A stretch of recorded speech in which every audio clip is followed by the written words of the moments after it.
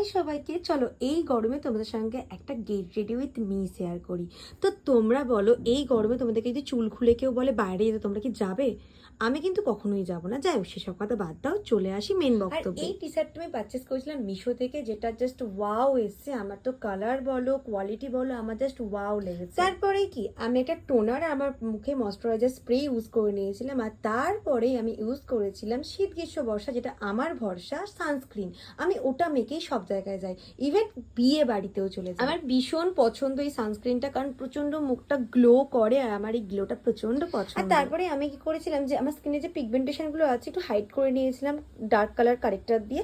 আর তারপরে এনওয়াইভে থেকে আমি দুটো ফ্রি লিপস্টিক পেয়েছিলাম, যার মধ্যে একটা মুখে মেখে নিয়ে একটু মুখটা লাল লাল করে নিয়েছিলাম, আর তারপরে একটা লুজ পাউডার দিয়ে গোটা বেস মানে গোটা ফেস আমার সেট করে নিয়েছিলাম। আর একটু চোখের পাতাগুলোকে তো বড় বড় করতে হবে, তার সাথে ঠোঁটে একটু রঙও মাখতে হবে। তো ওইগুলো মেখে নিয়ে আমি চলে গিয়েছিলাম ঘুরু ঘুরু করতে। তোমাদের এই সিম্পল সাটেল লুকটা কেমন লাগলো জানাতে কিন্তু ভুলো না।